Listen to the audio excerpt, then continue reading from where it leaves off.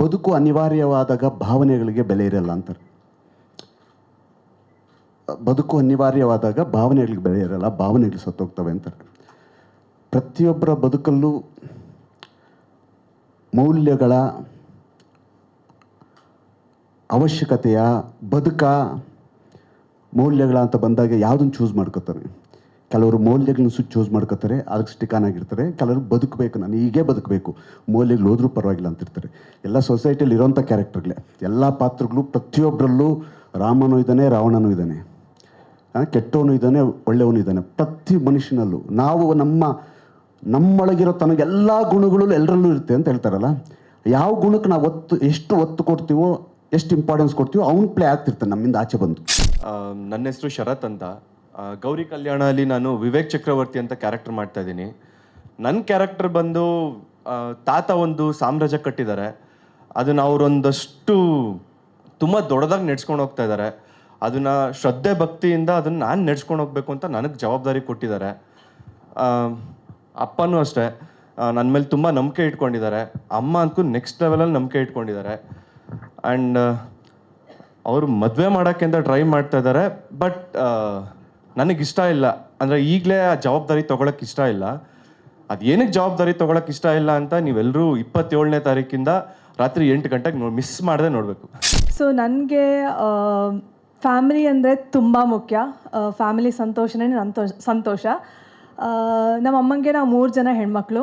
So ಅವ್ರಿಗೆ ನಾವು ಶ್ರೀಮಂತರ ಮನೆಗೆ ಸೊಸೆಯಾಗಿ ಹೋಗಬೇಕು ಅನ್ನೋದು ಆಸೆ.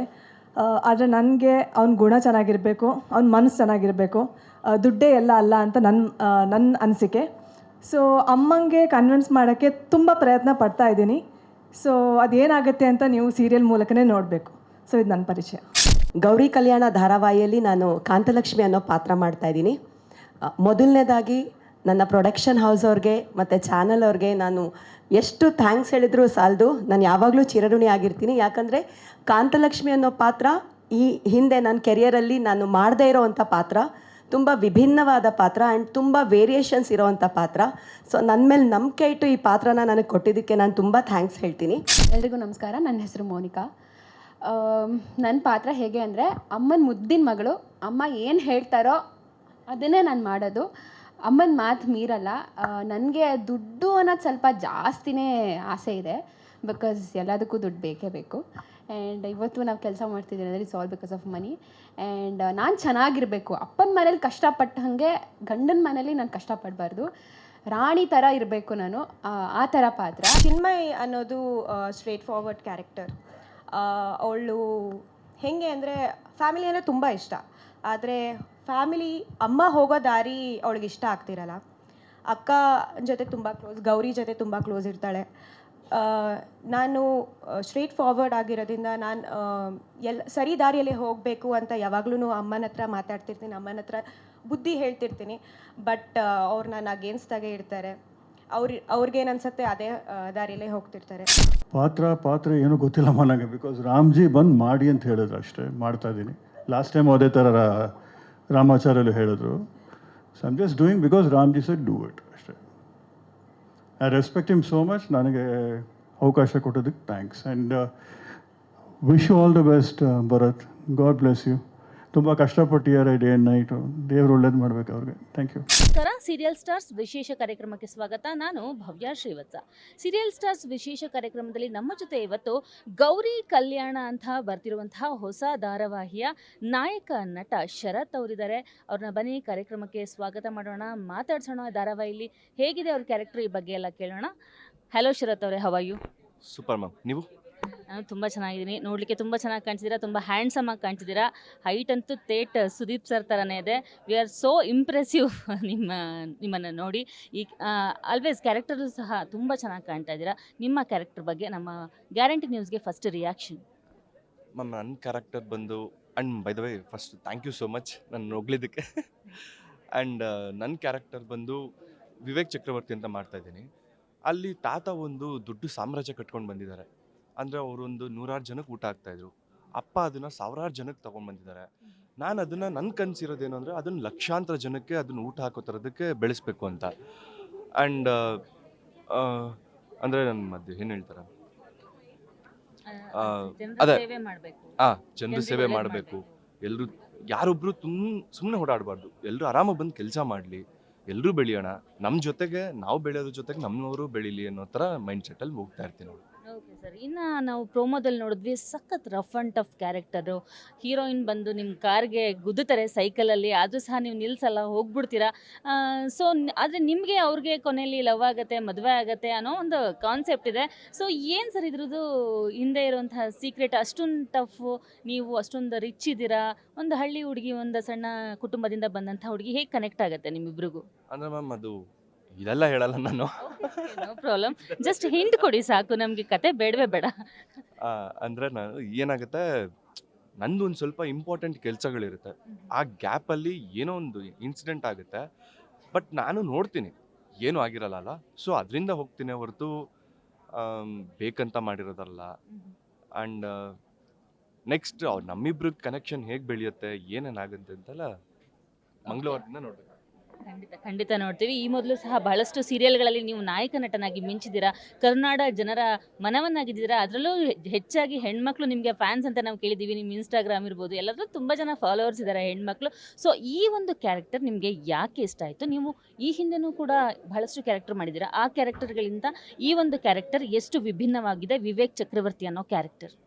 ಮ್ಯಾಮ್ ಅಂದರೆ ನಾನು ಇಲ್ಲಿವರೆಗೂ ಮಾಡಿರೋ ಕ್ಯಾರೆಕ್ಟರ್ಸ್ ಎಲ್ಲ ಒಂದು ಹಳ್ಳಿ ಹುಡುಗನ ಮಾಡಿದ್ದೆ, ಡಾಕ್ಟರ್ ಮಾಡಿದ್ದೆ, ಆ್ಯಂಡ್ ಒಂದು ಕಾಲೇಜ್ ಸ್ಟೂಡೆಂಟ್ ಥರ ಮಾಡಿದ್ದೆ. ಬಟ್ ಈಗ ಮಾಡ್ತಾ ಇರೋ ಕ್ಯಾರೆಕ್ಟರ್ ಒಂದು ಜವಾಬ್ದಾರಿ ಇದೆ. ಅಂದರೆ ಒಂದು ನನಗೆ ಅಂತ ಅದೊಂದು ಕೆಲಸ ಇದೆ, ಫ್ಯಾಮಿಲಿ ರೆಸ್ಪಾನ್ಸಿಬಿಲಿಟೀಸ್ ಇದೆ. ಸೊ ಈ ಕ್ಯಾರೆಕ್ಟರ್ ತುಂಬ ಡೆಡ್ ಆಪೋಸಿಟ್ ಇದೆ. ಅಂದರೆ ಇಷ್ಟು ದಿನ ಮಾಡಿರೋ ಕ್ಯಾರೆಕ್ಟರ್ ಪ್ರತಿಯೊಂದೊಂದು ಬೇರೆ ಬೇರೆ ಥರನೇ, ಇದು ಕೂಡ ಹಾಗೇನೆ ತುಂಬ ವಿಭಿನ್ನವಾಗಿದೆ. ಬಹಳ ದೊಡ್ಡ ಜವಾಬ್ದಾರಿಯನ್ನು ವಹಿಸ್ಕೊಂಡಿದ್ದೀರಾ ಈ ಕ್ಯಾರೆಕ್ಟರ್ಲಿ. ಒಂದು ರಿಚ್ ಫ್ಯಾಮಿಲಿನಲ್ಲಿ, ಈ ಫ್ಯಾಮಿಲಿನಲ್ಲಿ ನಿಮಗೆ ತುಂಬ ಯಾರು ಇಷ್ಟ? ಅಮ್ಮನ ಮಾತು ಕೇಳುವಂತಹ ಅಮ್ಮನ ಮಗನ, ಅಥವಾ ಅಪ್ಪನ ಮಾತು ಕೇಳುವಂತಹ ಅಪ್ಪನ ಮುದ್ದಿನ ಮಗನ ಅಂತ? ಅಂದರೆ ಮ್ಯಾಮ್ ನಾವು ಫ್ಯಾಮಿಲಿಯಲ್ಲಿ ತುಂಬ ಜನ ಇದ್ದೀವಿ. ಅಂದರೆ ಅಪ್ಪ, ಅಮ್ಮ, ಅಜ್ಜಿ, ತಾತ, ಚಿಕ್ಕಮ್ಮ, ಚಿಕ್ಕಪ್ಪ, ತಮ್ಮ, ತಂಗಿ, ಅತ್ತೆ ಮಕ್ಕಳೆಲ್ಲ ಎಲ್ಲರೂ ಜಾಯಿಂಟ್ ಫ್ಯಾಮಿಲಿ. ಜಾಯಿಂಟ್ ಫ್ಯಾಮಿಲಿ ಅಲ್ಲ. ನನಗೆ ಜಾಸ್ತಿ ಅಪ್ಪ ಅಮ್ಮನೇ, ಬಟ್ ಅವ್ರ ಜೊತೆಗೆ ಇಡೀ ಫ್ಯಾಮಿಲಿ ಕೂಡ ನನ್ನವರೇ. ಅವ್ರು ಎಲ್ಲರೂ ನಾನು ತುಂಬ ಚೆನ್ನಾಗಿ ನೋಡ್ಕೋಬೇಕು. ಬಟ್ ಎಲ್ಲರೂ ಮಾತು ಕೇಳ್ತೀನಿ, ಎಲ್ರಿಗೂ ನಾನು ಫೇವ್ರೇಟ್ ಆಗಿದ್ದೀನಿ. ಆ್ಯಂಡ್ ಅವ್ರುಗಳು ಎಲ್ಲರೂ ಕಂಡ್ರೂ ನನಗೂ ತುಂಬ ಇಷ್ಟ. ಓಕೆ. ಇನ್ನು ನೀವು ಆಲ್ವೇಸ್ ನಾಯಕ ನಟನಾಗಿ ಆ ಒಂದು ಕ್ಯಾರೆಕ್ಟರ್ ತಕ್ಕಂಗೆ ಹುಡುಗಿ ಬಗ್ಗೆ ಕನಸುಗಳಿದೆಯಾ, ಮದುವೆ ಬಗ್ಗೆ ಕನಸುಗಳಿದೆಯಾ, ನಾನು ಹುಡುಗಿ ಹೀಗೆ ಇರಬೇಕು ಅಂತ ಏನಾದರೂ ಇದೆಯಾ ನಿಮ್ಮ ಒಂದು ತಲೆಯಲ್ಲಿ ಅಂತ? ಅಂದರೆ ವಿವೇಕ್ ಚಕ್ರವರ್ತಿಯಾಗಿ. ಈಗ ಸದ್ಯಕ್ಕೆ ಆ ಥರದಕ್ಕೆಲ್ಲ ಏನೂ ಇಲ್ಲ. ಯಾಕಂದರೆ ಅಪ್ಪ ಅಮ್ಮ ನನಗೆ ಏನು ಬೇಕೋ ನಾನು ಕೇಳೋದಕ್ಕೂ ಮುಂಚೆನೇ ಎಲ್ಲ ಕೊಟ್ಟಿದ್ದಾರೆ. ಆ್ಯಂಡ್ ಹುಡುಗಿ ಕೂಡ ಅವ್ರಿಗೆ ಬಿಟ್ಬಿಟ್ಟಿದ್ದೀನಿ, ನೀವು ಯಾರನ್ನ ತೋರಿಸ್ತೀರೋ ನಾನು ಮದುವೆ ಆಗ್ತೀನಿ ಅಂತ. ಆ್ಯಂಡ್ ಆ ಥರದಕ್ಕೆಲ್ಲ ಏನು ಕನಸುಗಳಿಲ್ಲ. ಯಾಕಂದರೆ ನನ್ನ ಕನಸಿರೋದೇ ಫಸ್ಟು ನನ್ನ ದೊಡ್ಡ ಸಾಮ್ರಾಜ್ಯನ ಇನ್ನೂ ದೊಡ್ಡದಾಗಿ ಕಟ್ಕೋಬೇಕು, ಆ ಥರದಕ್ಕಿದೆ. ಹುಡುಗಿ ಬಗ್ಗೆ ಇನ್ನೂ ಏನೂ ಆ ಥರ ಕನಸು ಕಂಡಿಲ್ಲ. ಅದನ್ನೆಲ್ಲ ಅಪ್ಪ ಅಮ್ಮನ ಮೇಲೆ ಬಿಟ್ಟಿದ್ದೀನಿ. ಅವ್ರ ಮೇಲೆ ನಂಬಿಕೆ ಇದೆ, ಅವ್ರು ನನಗೆ ಒಳ್ಳೆ ಹುಡುಗಿನ ಹುಡುಕ್ತಾರೆ ಅಂತ. ಓಕೆ. ಈಗಾಗಲೇ ಎಷ್ಟು ಶೂಟಿಂಗ್ ಆಗಿದೆ ಸರ್? ಎಷ್ಟು ಎಪಿಸೋಡ್ಸು ಶೂಟಿಂಗ್ ಆಗಿದೆ ನಿಮ್ಮದು ಅಂತ ತಿಳ್ಕೊಳ್ಳೋ ಕುತೂಹಲ? ಆಲ್ಮೋಸ್ಟ್ ಒಂದು 10 ಎಪಿಸೋಡ್, ಐ ಥಿಂಕ್, ನನಗೂ ಗೊತ್ತಿಲ್ಲ ಕನ್ಫರ್ಮ್ ಆಗಿ, ಒಂದು 10 ಎಪಿಸೋಡ್ ಆಗಿರ್ಬೋದು. ಓಕೆ. ಹೇಗಿದೆ ಬಾಂಡಿಂಗ್, ನಿಮ್ಮ ಒಂದು serial bonding, serial set bonding? ತುಂಬ ಚೆನ್ನಾಗಿದೆ. ಅಂದರೆ ನಾವೆಲ್ಲರೂ ಒಂದು ಕಡೆ ಕೆಲಸ ಮಾಡ್ತಿರ್ಬೇಕಾದ್ರೆ ನಾವು ಫ್ಯಾಮಿಲಿ ಥರ ಇರಬೇಕು, ಆಗಲೇ ನಾವು ತುಂಬ ಚೆನ್ನಾಗಿ ಆ್ಯಕ್ಟ್ ಮಾಡೋಕ್ಕಾಗೋದು. ಆ್ಯಂಡ್ ಒಬ್ರಿಗೊಬ್ರು ಕನೆಕ್ಷನ್ ಬರೋದೇ ಆಗಲಿ. ಸೊ ತುಂಬ ಚೆನ್ನಾಗಿದೆ ಬಾಂಡಿಂಗ್. ಎಲ್ಲರ ಆರ್ಟಿಸ್ಟಿಂದ ಹಿಡಿದು ಪ್ರೊಡಕ್ಷನ್ ಕಡೆಯಿಂದ ಎಲ್ಲ ತುಂಬ ಚೆನ್ನಾಗಿದೆ. ಓಕೆ. ಸೀರಿಯಲ್ಗಳಲ್ಲಿ ಅಂದರೆ ಎಲ್ಲ ಚಾನಲ್ಸಲ್ಲೂ ಫಿಕ್ಷನ್, ನಾನ್ ಫಿಕ್ಷನ್ ಅಂತ 2 ವಿಭಾಗ ಇರುತ್ತೆ. ಸೊ ಈ ಫಿಕ್ಷನ್ಗಳಲ್ಲಿ ತುಂಬಾ ಪಾಪ್ಯುಲರ್ ಸೀರಿಯಲ್, ಅಂದರೆ ಈ ಚಾನಲ್ಸ್ ಅಂದ್ರೇ ಸೀರಿಯಲ್ಗೆ ಪಾಪ್ಯುಲರ್. ಸೊ ಎಷ್ಟು ಸೀರಿಯಲ್ಗಳು ಬರ್ತಿದೆ, 8 ಗಂಟೆ ಸ್ಲಾಟಲ್ಲಿ ತುಂಬ ದೊಡ್ಡ ದೊಡ್ಡ ಸೀರಿಯಲ್ಗಳು ಈಗ ಆಲ್ರೆಡಿ ನಡೀತಾ ಇದೆ. ಸೊ ಆ ಸೀರಿಯಲ್ಗಳನ್ನು ಬಿಟ್ಟು ನಿಮ್ಮ ಸೀರಿಯಲ್ನ ಯಾಕೆ ನೋಡಬೇಕು ಕರ್ನಾಟಕ ಜನ ಅಂತ ಹೇಗೆ ಹೇಳ್ತೀರಾ? ಮ್ಯಾಮ್ ಅಂದರೆ ಹೌದು, ಸ್ಪೆಷಾಲಿಟಿ ದೊಡ್ಡ ದೊಡ್ಡ ಕಲಾವಿದರಿದ್ದಾರೆ.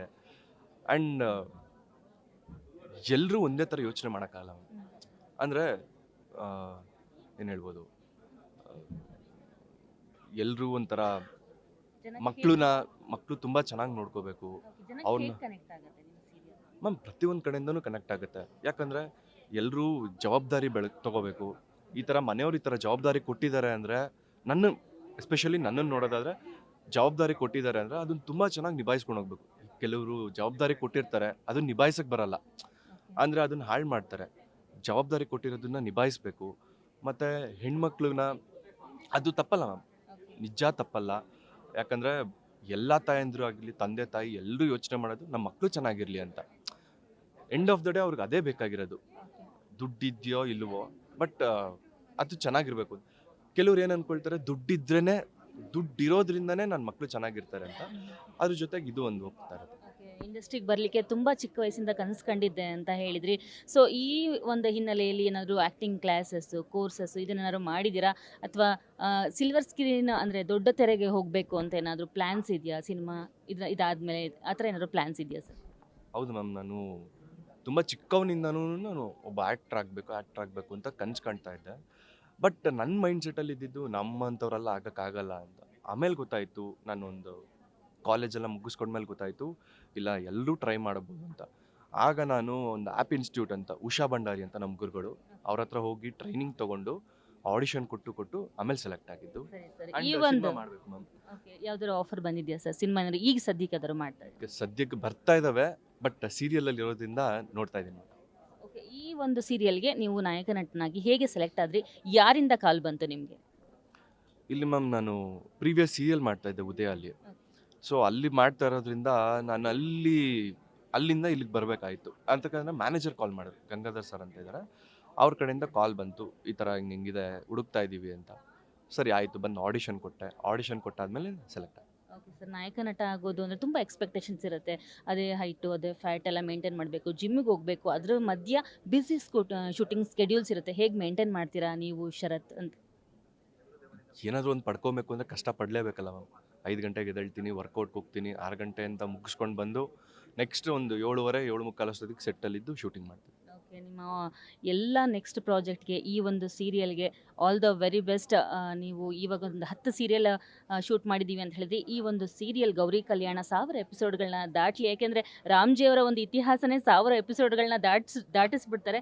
ಸೊ ಆ ಒಂದು ಸಾಲಿಗೆ ನಿಮ್ಮ ಒಂದು ಗೌರಿ ಕಲ್ಯಾಣ ಕೂಡ ಸೇರಿಕೊಳ್ಳಿ. All the very best. Thank you ನಮ್ಮ ಗ್ಯಾರಂಟಿ ನ್ಯೂಸ್ ಜೊತೆ ಇಷ್ಟೊತ್ತು ಮಾತನಾಡಿದ್ದಕ್ಕೆ. ಕೊನೆಯದಾಗಿ ನಮ್ಮ ವೀಕ್ಷಕರಿಗೆ ನಿಮ್ಮ ಸೀರಿಯಲ್ ಬಗ್ಗೆ ಏನು ಹೇಳ್ತೀರಾ ನಮ್ಮ ಚಾನಲ್ ಮೂಲಕ? ಮ್ಯಾಮ್, ಅದು ಇದೇ ಮಂಗಳವಾರ 27ನೇ ತಾರೀಕು ರಾತ್ರಿ 8 ಗಂಟೆಗೆ ನಮ್ಮ ಗೌರಿ ಕಲ್ಯಾಣ ಬರ್ತಾ ಇದೆ. ಎಲ್ಲರೂ ಮಿಸ್ ಮಾಡದೆ ನೋಡಿ, ಸಪೋರ್ಟ್ ಮಾಡಿ. Thank you so much. Thank you Sharath, thank you so much. ನೋಡಿದ್ರಲ್ಲ ವೀಕ್ಷಕರೇ, ಇದಾಗಿತ್ತು ಈ ಹೊತ್ತಿನ ವಿಶೇಷ. ನೋಡ್ತಾ ಇರಿ ಗ್ಯಾರಂಟಿ ನ್ಯೂಸ್, ಸುದ್ದಿ ಖಚಿತ, ನ್ಯಾಯ ನಿಶ್ಚಿತ.